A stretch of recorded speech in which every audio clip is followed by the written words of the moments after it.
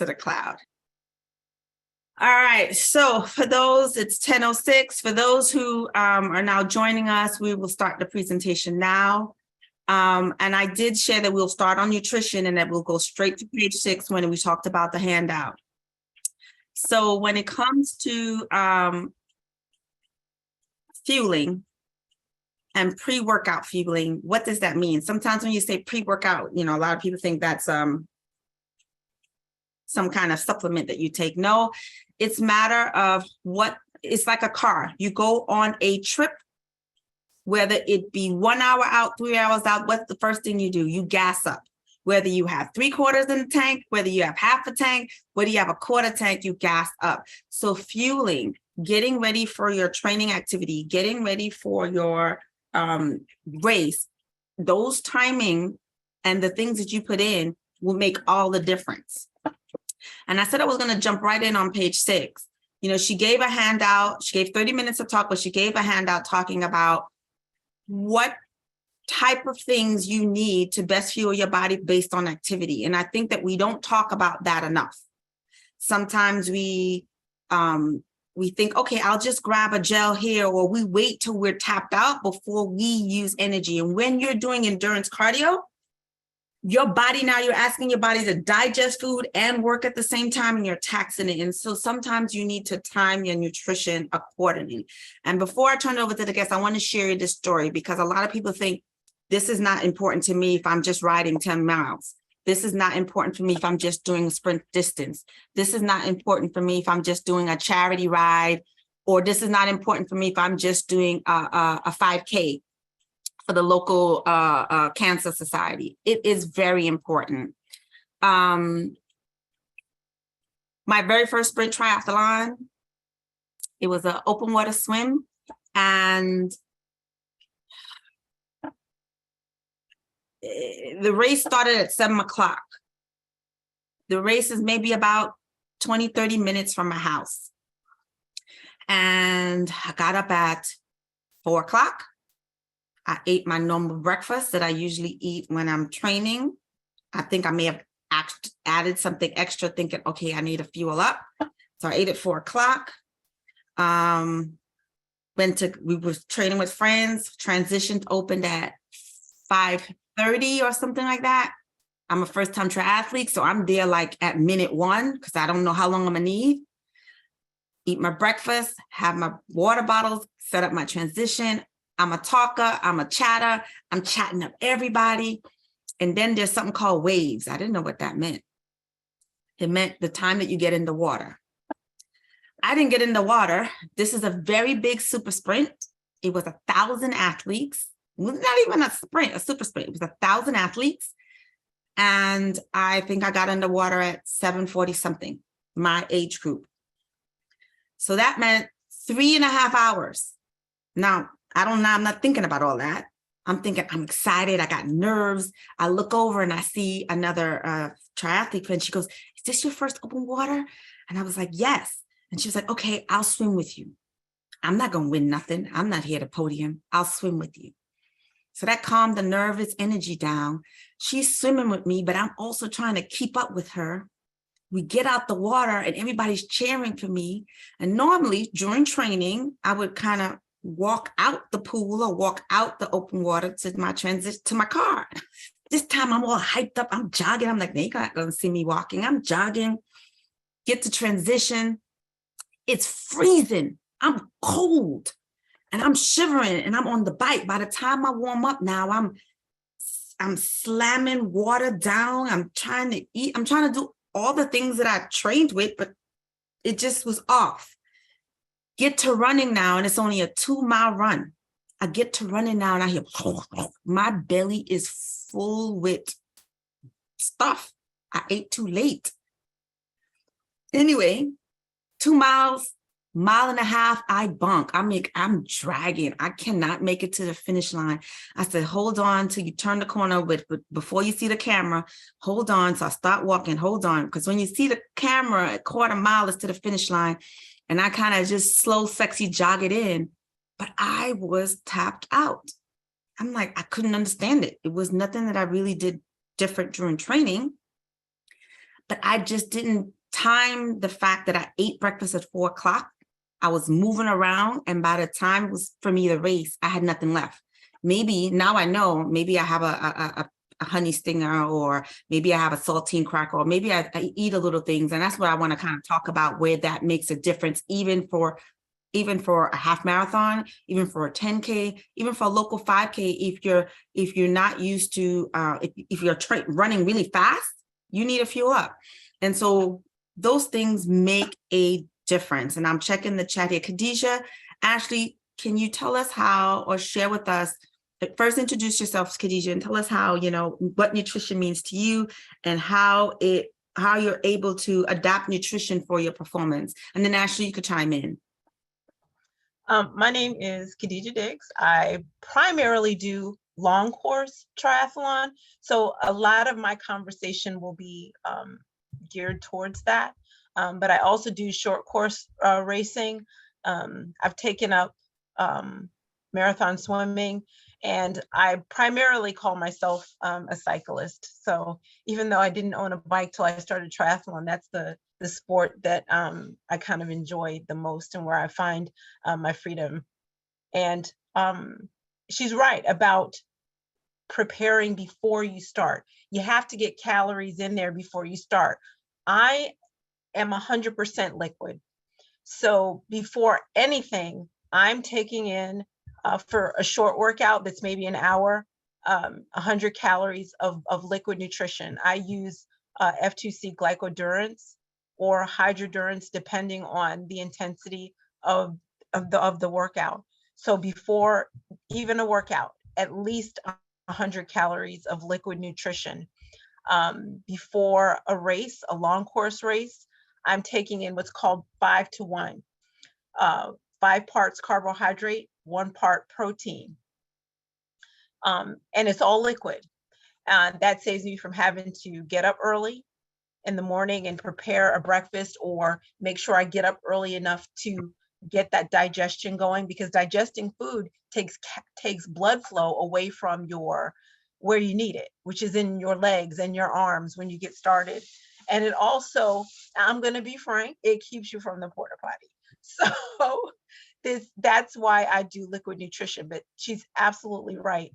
You have to preload with calories before you work out if you want the workout to be at the prescribed intensities, and you have to preload before you do a race. Even my short course races, I don't use protein, but before a short course race, I will take in about 200 to 250 calories and 200 milligrams of caffeine. So anything, you have to rev up the engine before you get started. One of the things that I have found with female athletes, especially, is one, triathlon is not a weight loss program. You need the calories to perform. And I've found a lot of times that we will underfuel. You have to make sure that you have what you need. So like I said, before anything long course, and when I say long course, anything that's going to take you more than 2 hours, 2.5 hours, you want to get protein and carbohydrates. A short course race, like a sprint, super sprint, if you're just doing a time trial, just doing a swim, you want to get in probably about 250 calories, or a little bit more depending on your size, and about 200 milligrams of caffeine. And that caffeine helps with your performance and just your being more alert. How about you, Ashley? Tell us about your experience. My name's Ashley Miller. I do all sorts of distances of races, anywhere from super sprint to Ironman. I also really like doing time trials. So I am not quite as organized as Khadijah is when it comes to, like, I need this many calories before my race. I just kind of eat what I can get down. Sometimes my stomach is a little nervous and a little upset. So if I'm doing a sprint, I might do something like oatmeal, and then I might do like a honey stinger waffle or a gel, maybe about 30 minutes before we start. If I'm doing an Ironman, then I'm probably eating about 1,000 calories a couple hours before the race. For me, I usually eat waffles and eggs That's what works well for me. When I'm training and when I am doing longer blocks of training, so I am a larger athlete, I'm at Athena. So if you don't know what that category is, it's for female athletes who are 165 plus. So as a larger athlete, I do need more nutrition when I'm training. So for longer races or longer sets of training, I do about 200 to 300 calories an hour. I do a mix of actual food. So sometimes on the bike, I will eat stuff like chips because it has salt in it. It's easy for me to get down. It doesn't upset my stomach. Unfortunately, I'm somebody who is just prone to GI issues. So through trial and error, I figured out what works for me. And then sometimes on the run, I will do, for longer distances, I'll be doing Coke. I might be doing gels, kind of whatever sounds good for me at the moment. So that's my approach to nutrition. So people, when you think nutrition and fuel, and they complicate things, they think it need to be organic, they need to do all that. You mentioned chips. Tell us about what kind of chips? Doritos, Cool Ranch, Lay's, what are we working with here? I'm kind of a weird person. So I've had races where I've like smelled food while I've been running and I'm just like, ugh. So I have to use really plain flavors. So typically I use like a plain kettle chip. Like when I am picking gel flavors, I have very specific flavors that I like because there are ones that I know that won't upset my stomach. So for Goo brand, I like the Jet Blackberry. I also really like Honey Stinger products. Those tend to settle well with me. And I'm actually somebody who can tolerate Gatorade, which is good because if something happens with your nutrition on the course, you drop a bottle, whatever, I can grab those at aid stations and know that that's going to sit okay with me. Yeah. Khadijah, there are some of us athletes who may have a sensitivity to sugar if you're diabetic, yes, or a sensitivity to salt if they have high blood pressure. Talk to us about your experiences with F2C and some of those health conditions. Yeah, and I am one of those athletes. I realized during a triathlon, I passed out at a triathlon. And say again, say that slowly. You did what? I passed out at a triathlon. In the middle of the triathlon? Before, yes. After, when? My one and only DNF, it was my first trip to long course nationals. I was very hyped to make this team. I got a flat tire and I dropped all of my nutrition because the roads were really bumpy. And I'm one of those people that counts bikes. At this time, they were still lining us up by age group. And for some reason, I counted the wrong number of bikes. So I took off on the run at a 7-something pace. And those of you who know me know I cannot maintain a 7-something pace. And I remember up to mile 4, and they said I made it to mile 6. So what I was doing for 2 miles, I have no idea. But I really wanted to find out what happened. And part of the problem was my blood sugar was, even though I was exercising, I was running at the time, my blood sugar was out the roof. Went to the doctor, had, some tests done. I'm basically a borderline diabetic. The fact that I am fit and I exercise and I try to eat right had kept it in check. But the nutrition that I was using was, and I won't name the company because I don't want to give the company a bad name, but because it had so much sugar in it, my blood sugar was going out the roof while using it. And then then it would drop dramatically. So that was causing me to get dizzy, the sweating that you get when your blood sugar drops really low, that cool sweat, and you don't have any energy to go. So I use F2C because they are, one, other than their whey proteins, they're plant-based. I primarily try to live a vegan lifestyle, a vegetarian lifestyle. I won't say vegan because I do eat egg whites. And they don't use any sugar in any of their products. That's the main reason that I use F2C. I've also found that using all liquid, and everybody's different, all liquid has I haven't had any GI issues. So that's why I stick with F2C. And the funny thing is, if Ashley and I stand next to each other, she's way taller than me. I'm 5'2", $130. I probably look like more like a mini power lifter or a gymnast. But we consume about the same amount of calories per hour. I take in about 250 calories per hour. It's all liquid, no sugar, just carbs. I also have started using a product that F2C makes. The fat in our body, especially as women, is an untapped fuel source. I use a product called Keto Durance on the run, which allows me to just go. I can do an entire half marathon with just what's in my hand in fuel.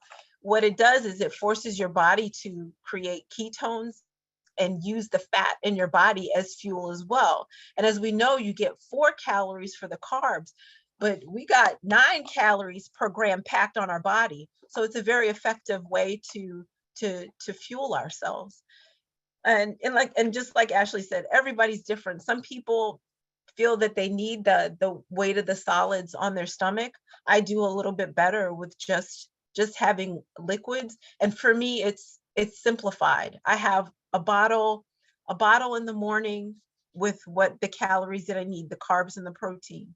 When I get on the bike, I even had somebody ask me at my last Ironman, my 8th Ironman, all he saw was I had a speed fill with just liquid in it, nothing else on my bike. He said, "This must be your first Ironman." I just said yes.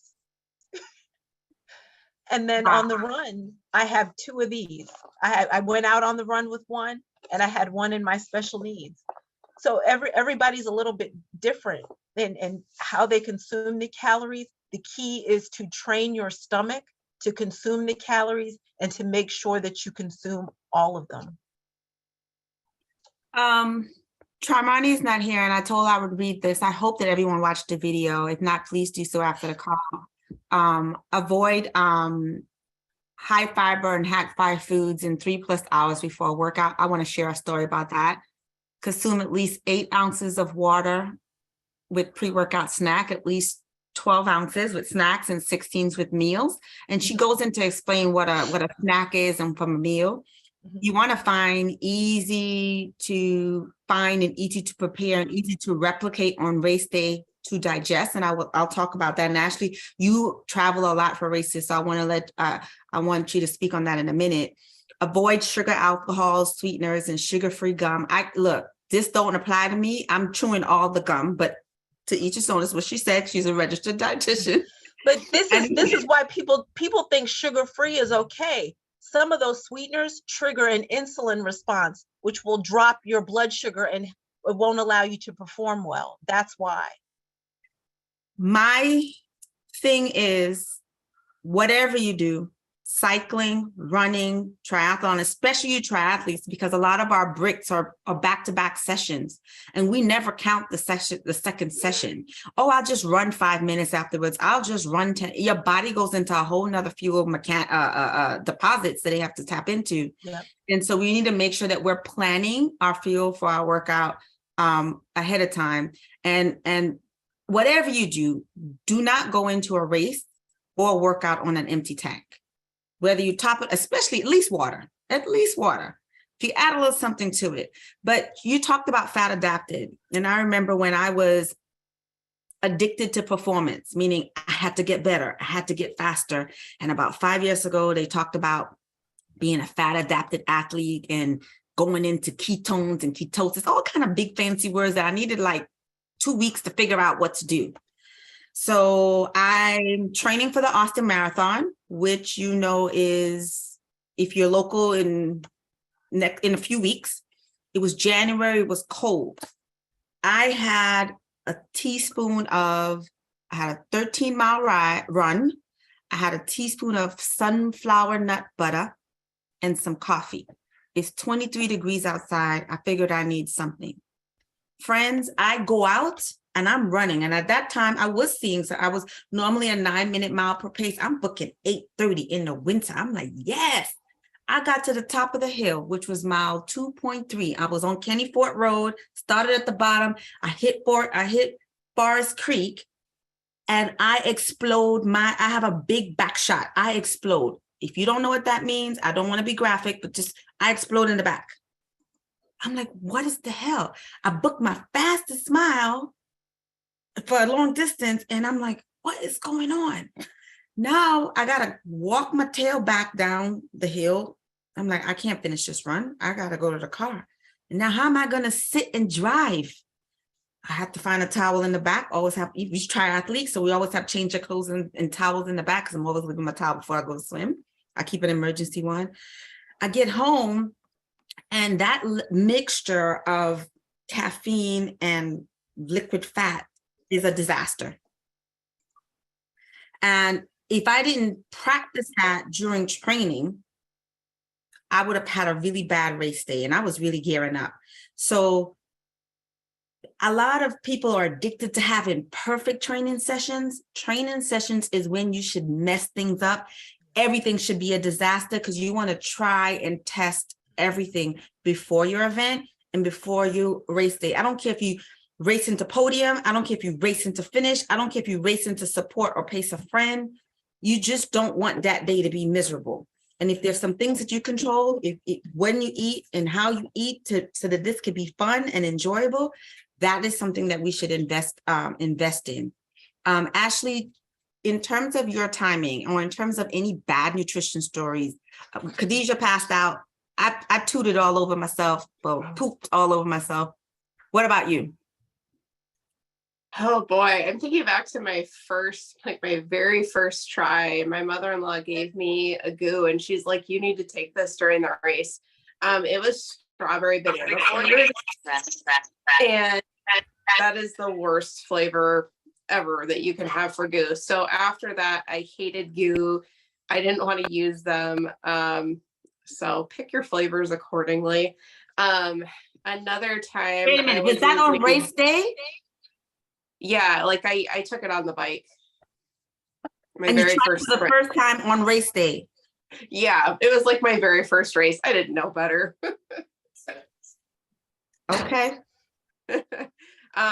My other story that I can think of, the year that I did my first half iron, I won't name the company, but I was using a electrolyte salt supplement, and I couldn't figure out, like, why is my stomach getting upset every time that I'm racing? Like, I couldn't figure it out. And I had my first full iron coming up, and I did a marathon in prep, and I stopped using that supplement during the race. No stomach problems. So sometimes when you are doing distance racing, it's good to have like some practice races so you can test out your nutrition. And then when I finally did do the full iron, I didn't have any stomach issues. So I was able to pinpoint, like, during the marathon, like, this is causing me problems and I should not use this.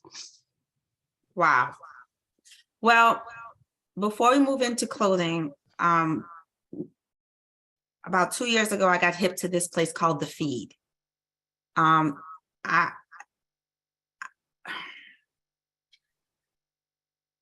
tried FTT nutrition and I love it, but I didn't know that I loved it because I was racing one time with Khadijah and she had it and she let me try some. And so with me being able to try some, I'm like, oh, this works. She even had some, you remember that special coffee you had, Khadijah? Yeah, the shots. Sometimes I'm a coffee lover, so sometimes instead of using the caffeine pill, and this is a disclaimer, Ben Coffee is one of my sponsors. That they have espresso shots. It's got 200 milligrams of caffeine, and he makes it super low acidity. He's Max Fennell owns the company. He's a triathlete himself. So I take a shot of that and I go because I like coffee. It's like my treat for myself when I get onto the run. Yes. And she loaned me some and I was like, oh, I like this. But I had a completely different experience with, and I'll say the company Hammer. I don't like gels. I don't like a bunch of sweet, sticky stuff, but they did have one particular recovery protein that I liked. Then they came with a deal come out, and I bought the deal, and I was like, this tastes horrible. And I had all of this excess stuff that I didn't like, and I had to try to wait till the next club meeting or the next group ride so I could give it away. But it was wasted money. And then I remember when Gatorade, wasn't Gatorade, Pop, what was it? Power Bar? Was it Power Bar? Power Bar. UCAN, thank you. UCAN had this flavor called orange vanilla. And I loved UCAN. I bought it. The thing tastes like chalk. I was chewing cardboard, even though it was liquid. And I was like, I don't like this. And so whenever I could get samples or try some things out, it saved me time and it saved me money. So there's a company called thefeed.com. You could go on there and order in sample size. And Ashley has a hack. I'll let her share in a minute. You could order 1 or 2 of these things to try. And I have ordered like $25 worth of stuff just to try it out. And it worked because during training or during non-training days, if I'm not sure how it's going to affect my gut, if I know in the afternoon I might do some yoga or some stretching, I'll try it out to see how my body reacts to it. So I really want you guys to check out thefeed.com if you don't know thefeed.com. And Ashley, what's the other hack for getting samples? So this year I had a half iron. It was in October, and it was a couple days before the race. And I'm like, shoot, I don't have, like, I'm pretty much out of my gels. I don't have Gatorade. Like, what do I do? Luckily, my grocery store carries some honey stinger and some gels. But I remembered I had a bunch of samples from races. And one of the ones that I really liked this year, they're a new company. They're called Spring Energy. And their stuff is amazing. They're speed nut gels, which kind of taste like a Nutella and jelly sandwich. Those are incredible. And they also have an applesauce one that I love. And that actually ended up working out really well for me. But I will preface it with, I had tried these before, so it wasn't like these were completely new, but they worked for me. I was the volunteer captain at the 3M 7-mile aid station this past 2 weeks. We had goo chews and goo gels. Some were caffeine, some were not caffeine.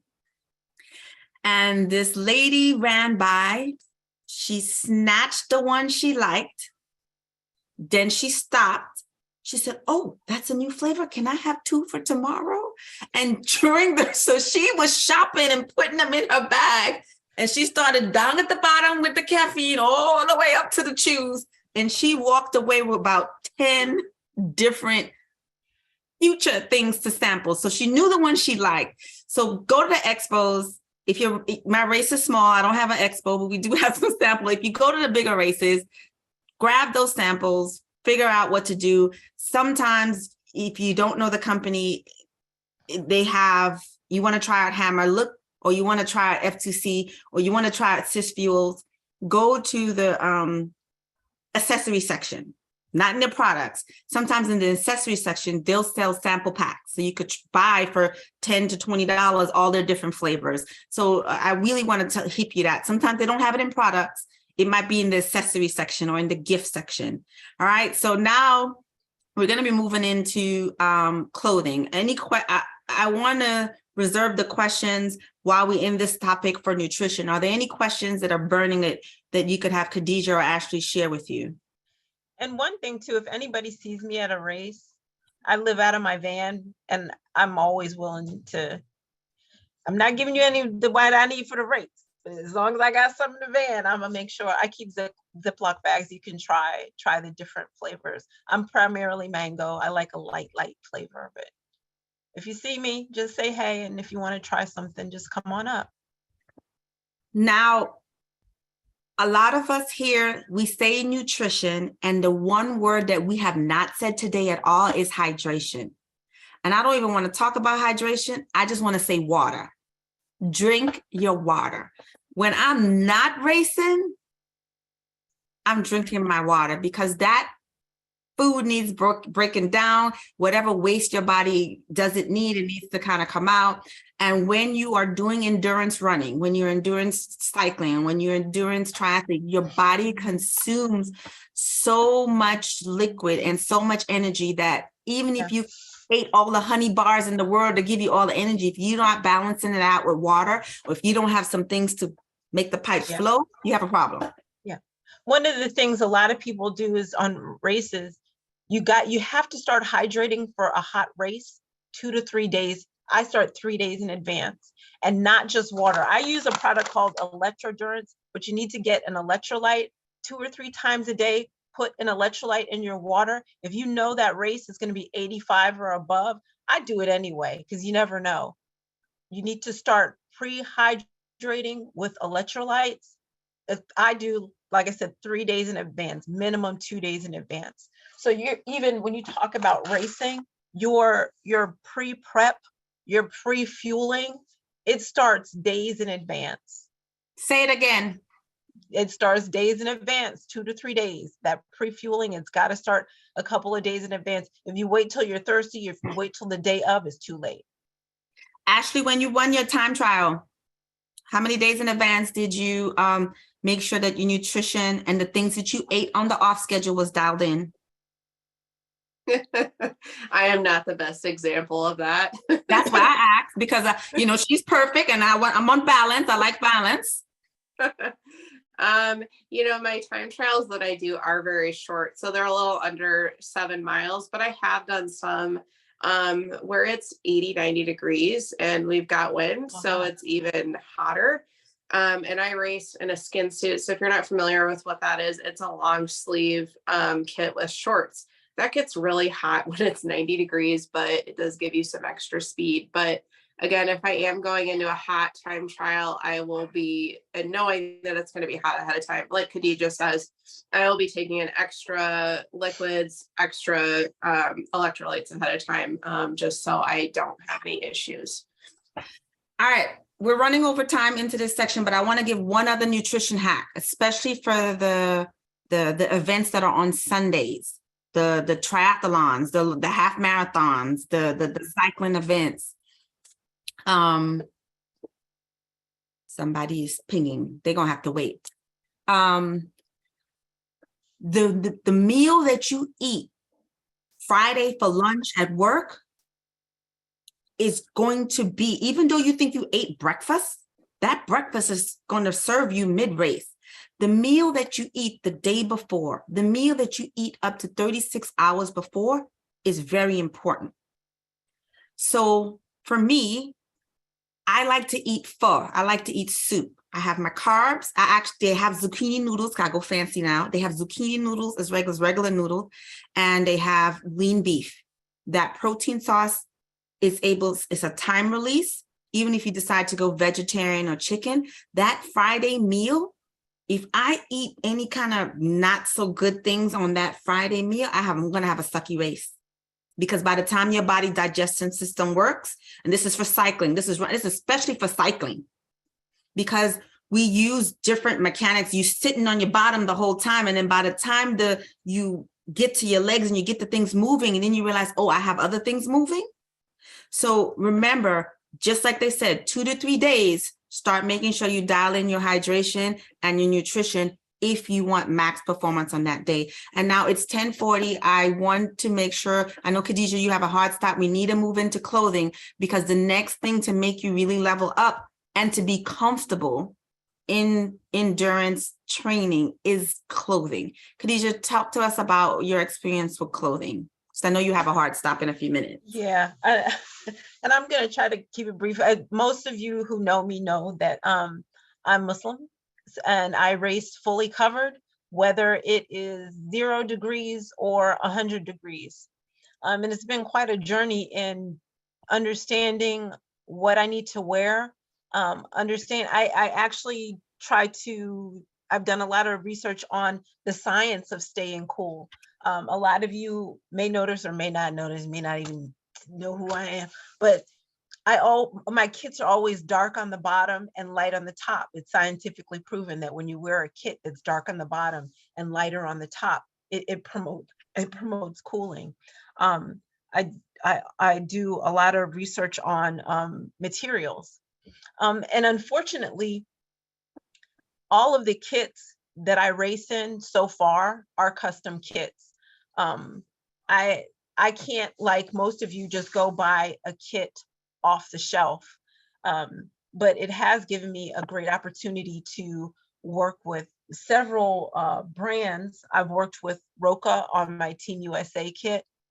I've worked with Peaks Apparel, which is now Exceed Apparel, to design a kit with Jason Reinhardt, who's the designer. My Wakanda kit, that was one of his designs.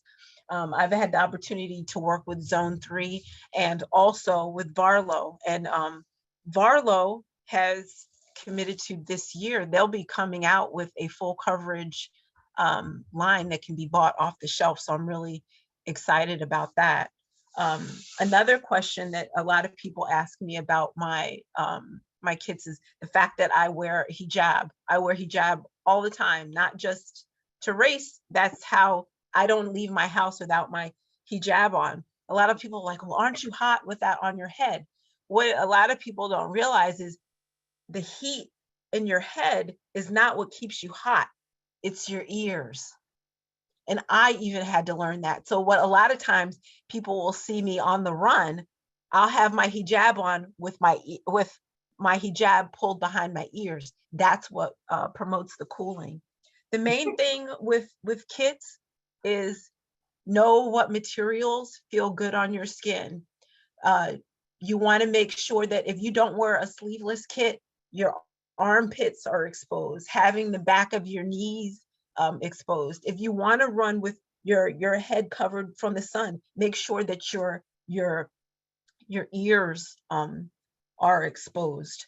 I have a plethora, and as a Muslim, I just want to share too. I didn't know what to wear. I started off racing in just a long sleeve shirt and a pair of running tights. It doesn't have to be fancy. I found a company called Trimarni, and they made long sleeve swimsuits. So what I started doing was sewing a chamois into the long sleeve swimsuit. And then I had just regular run tights. There was my full coverage kit. So I did that for a while. I even, for a long time, I made my own hijabs because they had hijabs out there, but they weren't kinds you could slip on, and they weren't made from lightweight material. And then I found a wonderful company, ASEA. They actually made the hijab that I've worn to all the world championships. They even embroidered a flag on it for me. I've also found that Lululemon, and I have on a Lululemon hijab right now, they make a great sports hijab. The material's a little heavy, so I don't think I'll wear it for anything like over 75, 80 degrees, but this is a well fitting hijab. And I'm fortunate. A lot of Muslim athletes don't have the opportunities that I've had. So I have a lot of, really beautiful kits. This is the kit designed by Varlo, and the designer even put an Islamic mosaic on the sleeve and on the leg. And it was funny because when the designer showed me the first design, I was like, I told you I don't like busy. He said, no, wait a minute. Let me tell you why. And then now I love it and I wear it with pride because I know why they put it on there. So I think your kits should be comfortable. They should represent, if you want to represent who you are as a person, and also just to look good. I like to look good. One thing that I know that is in quite a few people's arsenals, and I know Ashley will appreciate this, you got to have a bib tights. And I found a company that made some great bib tights and was willing to make summer weight bib tights. So there's a company called Monton. They actually make bib tights. They're literally the material is so thin, it feels like skin. We're making assumptions that they know what a bib tight is. So What's a bib tight? What do you use bib tights for? So bib tights are for cycling, Okay. and they make it so you don't have the binding on your waist. The Okay, I got a straps big go behind. over Does it your cover my shoulders. behind? Yes. If it Okay. covers mine, it covers yours. I'm $130 and about 100 of it is my behind. Just so we're clear. So that these are excellent. I've even seen I've seen some bib tights where they don't go over your shoulders, they go over your head like a halter. So if you have to go to the bathroom with the bib tights on, you don't have to take your jersey off. You just slide it over your head, use the bathroom, and then slide it right back on. So this is very comfortable. I even wear them inside when I'm training inside because they're so comfortable to wear. So just like I said, look good, find materials that work for you. And there's a lot of organizations out there. Find one that you can relate to. I like Triserena. I like Barlow because of their mission and their commitment to making things for all types of athletes. So that's my spiel on clothing. And if you are a Muslima, contact me. I even